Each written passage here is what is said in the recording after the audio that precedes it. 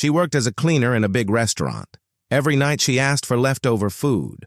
Nobody knew where she went after work, but one day her rich boss secretly followed her. What he saw that night made him cry. Who really was this poor woman? What was the real story behind her quiet sadness? Sit back and find out as we jump into this amazing story. In the middle of Abuja, there was a tall, pretty restaurant called the Golden Plate. The building sparkled like glass. Every day, fancy cars came and parked outside. Inside, rich men and women sat on comfy chairs and ate expensive food. The man who owned the place was called Mr. William. People called him Sir Will. He was rich, very rich. Mr. William always wore clean suits. His shoes shined like mirrors. When he walked into the restaurant every morning, the workers stood up to say hello. "Good morning, sir," the workers would say. He would smile, nod his head, and say, "Keep working." He didn't talk much. He liked watching everything quietly. Mr. William drove a black SUV that looked brand new. He had many workers, over 50. Some worked in the kitchen, some served food, others cleaned the floors. But behind all the fancy stuff, something surprising was about to happen. It was a quiet night in Abuja. The lights inside the Golden Plate restaurant were dim. All the customers had left. Most of the workers had gone home. Mr. William came out of his office. He looked tired. He loosened his tie and sighed as he walked down the steps. It had been a long day. He pressed his car key. The black SUV made a beep sound, but then he saw something weird. A woman was standing close to his car. Not too close, but not far either. She wore the brown and gold uniform of the restaurant. Her hands were folded. Her eyes were looking down. Mr. William stopped walking. He squinted his eyes. "Who's that?" he asked, looking around. There were only a few cleaners left outside. The woman stood still like she was waiting for something. Mr. William took a few steps forward. The air felt heavy. Something didn't feel normal. He walked up to her slowly. She looked up, then quickly looked down again. "You work in the cleaning department, right?" he asked. "Yes, sir," she said softly. "My name is Emma." She didn't raise her head. She held her hands together like she was scared. Mr. William looked confused. "So why are you standing near my car?" he asked. Emma bit her lip. Then she took a small breath. "Please, sir," she said. "I want to ask for something." Mr. William waited. He was thinking she might ask for money, or maybe she wanted to complain. Emma looked up for a second, then looked down again.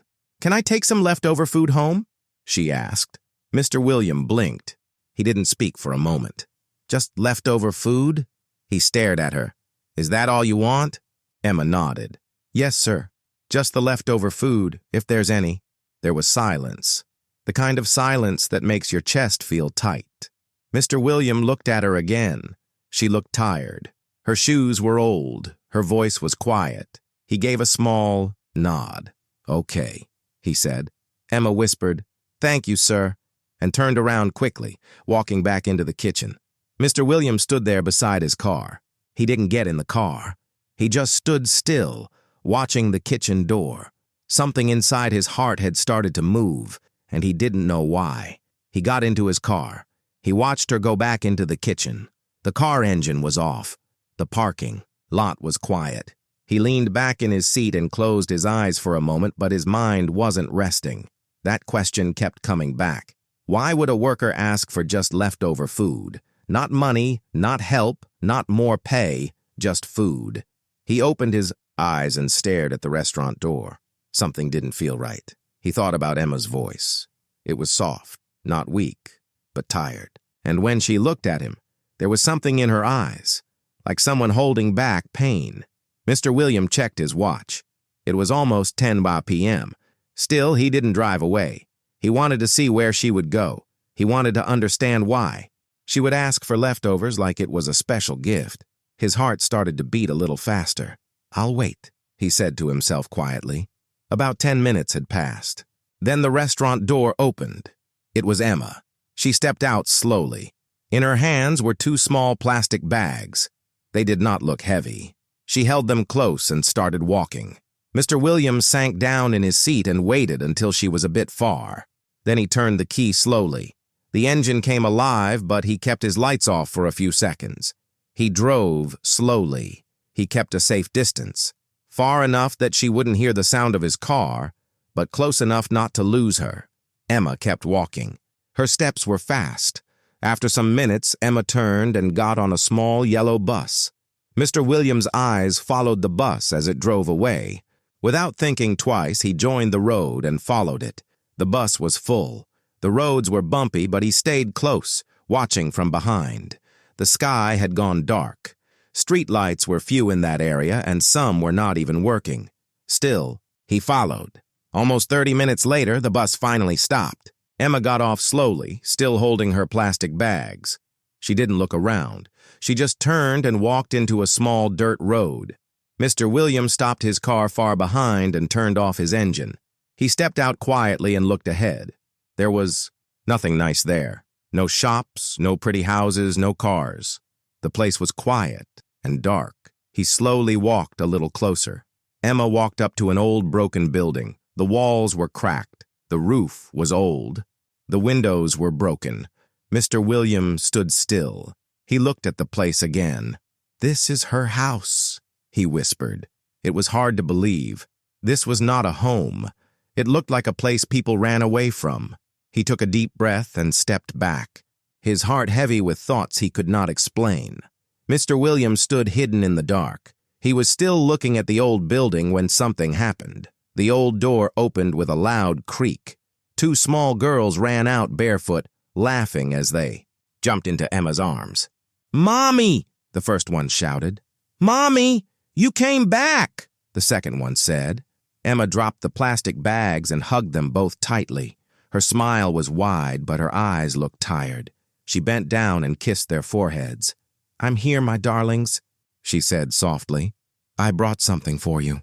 From where he stood, Mr. William could see everything. His heart beat fast. "She has children." He touched his chest lightly. Emma took the girls gently by the hand and led them back into the broken house. Mr. William watched through the broken window from where he was standing. Emma sat the girls down on a mat. She opened the plastic bag and brought out the leftover food. 1 piece of chicken and rice. She cut everything in two and put them on 2 small plates. The girls grabbed their plates quickly. They started eating fast, their mouths full, their eyes bright. But Emma did not eat. She just sat there on the bare floor, looking at them, smiling. Mr. William blinked. His chest felt heavy. He looked at the food, then at Emma. She brought food, but she didn't eat. He shook his head slowly. Something inside him began to change. He turned away from the window and stood still in the dark. Tears came to his eyes. He turned again and stared at the window. He saw Emma smiling at the girls as they ate. She was still not eating. Mr. William held his chest. He felt a sharp pain in his heart. He looked up at the sky and whispered, "She only took food for her children and didn't eat anything." He wiped his eyes. His hands were shaking. The same girl he thought was just a worker was now the reason his heart felt heavy. He looked at the broken house again. Then he looked down at his shiny shoes. He didn't feel rich anymore. He just felt sad. Slowly, Mr. William walked back to his car. The street was quiet, only the sound of crickets. He opened the door and sat down inside. He didn't start the engine. He just sat there thinking. His eyes were still wet. He looked at his steering wheel and said, "I must do something. I can't leave her like this." After a while, he turned on the car. The lights came on. He drove away slowly, looking at the building one last time through the mirror. That night he went home, but he couldn't sleep. He turned in his bed again and again. All he could see in his mind was Emma and those 2 little girls and that 1 piece of chicken. The next morning, the sun came out slowly. Emma woke up early. She looked at her 2 little girls still sleeping on the mat. She smiled and touched their hair. "Time to wake up, my angels," she said softly. The girls opened their eyes slowly. "Mommy, are we going to school today?" one of them asked. "Yes, my love, let's get ready." Emma helped them up and carried a small bucket outside. She poured water into a bowl. Then she helped them take a quick bath, one after the other. She dried them with a small towel and rubbed their skin gently. She brought out their small school uniforms and helped them put them on. Then she combed their hair and made it into two little ponytails. After that, she opened the plastic bag from last night. Just a small bit of rice was left, just enough to feed the two kids. She heated it on a small gas stove. She put it on two small plastic plates and placed them in front of them.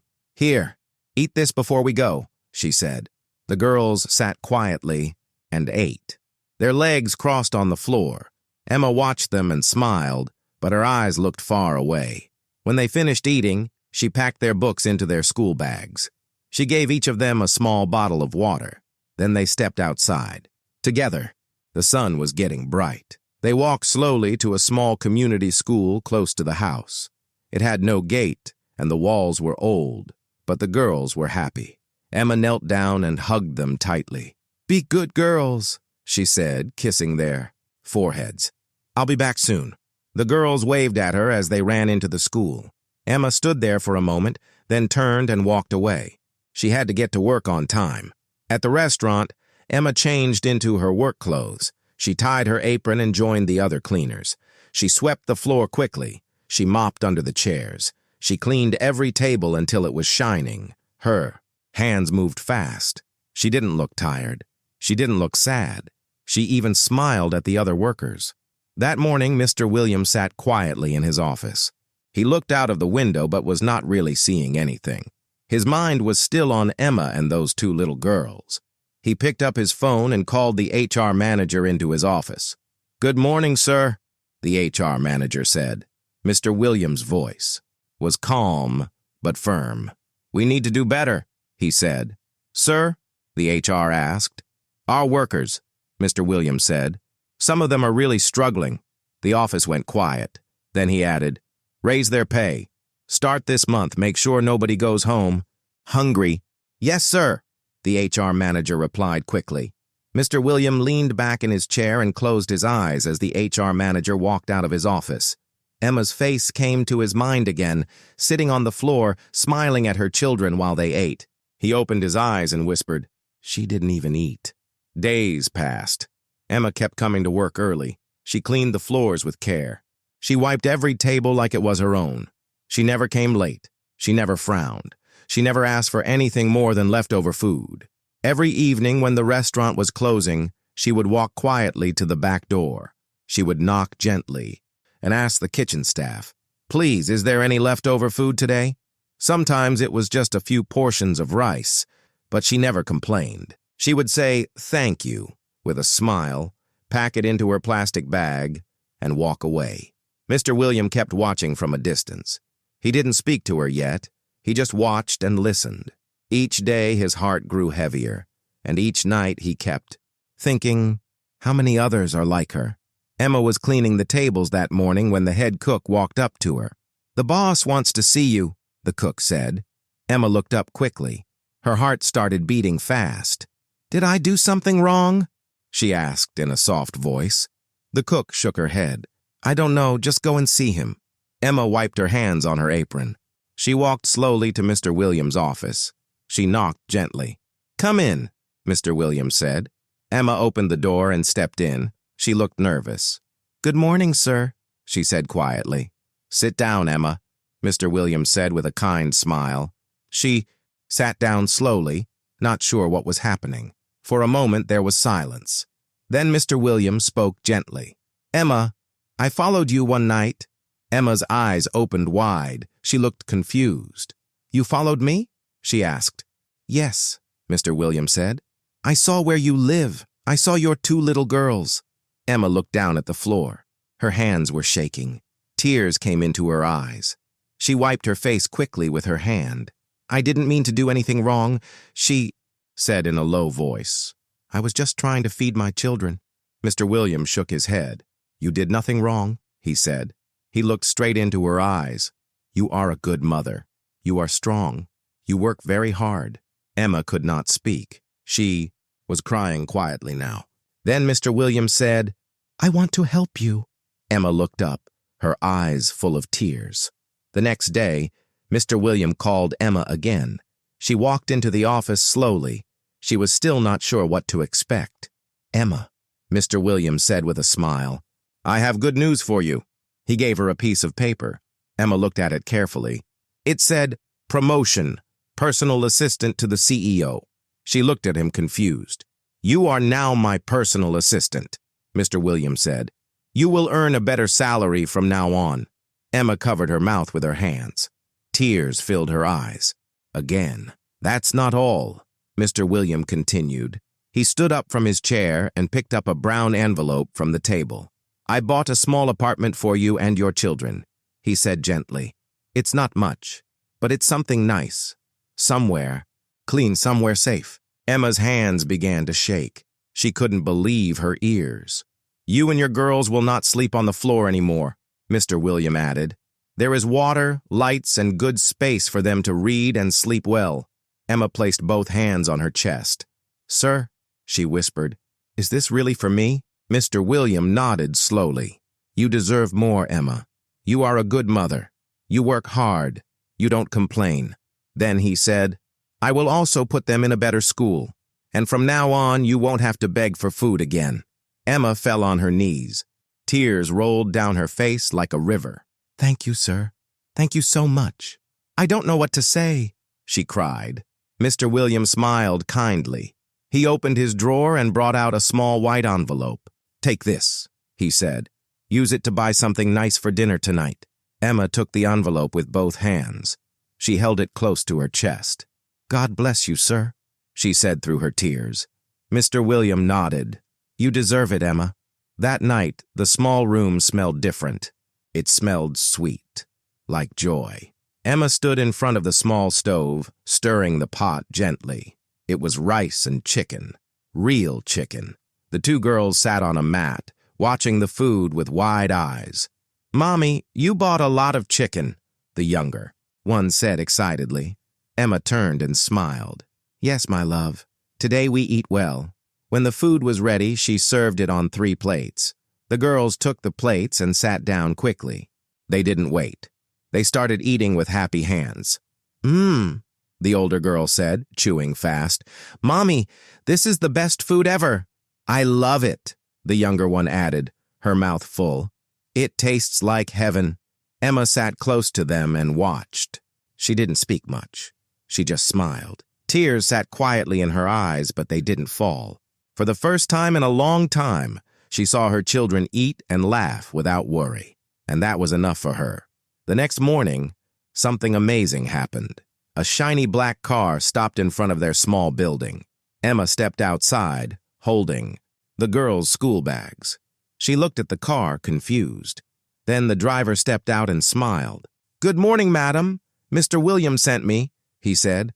"I'm here to take you to your new home." Emma stood still for a moment.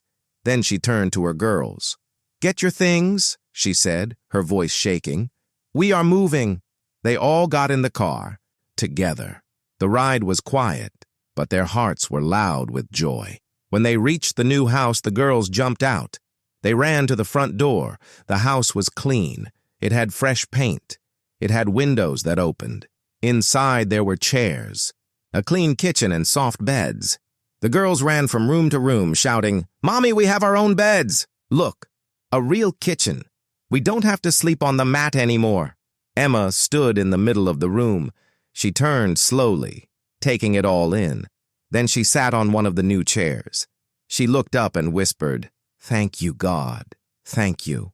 Her journey was not over, but something new had begun. And this time it began with hope. Emma sat quietly on the soft chair in the new living room. The house was peaceful. The girls were playing with pillows on the floor, laughing.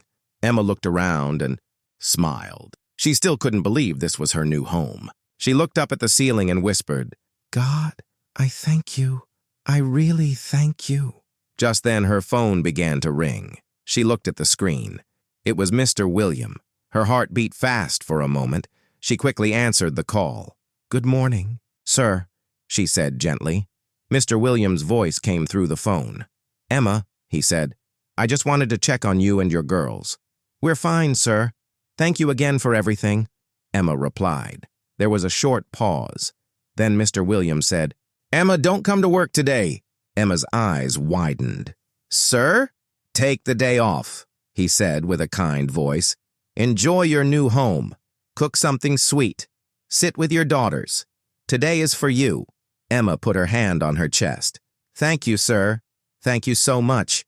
You've earned it, Emma, he said. Enjoy your day. The call ended. Emma held the phone close to her heart. She stood up and walked to the kitchen. It was shiny and clean. She opened a small cupboard and brought out rice and fresh vegetables. As she cooked, the girls came in, still smiling. Mommy, what are you making? One asked. Emma turned and looked at them with love. Our first meal in this house, she said, softly.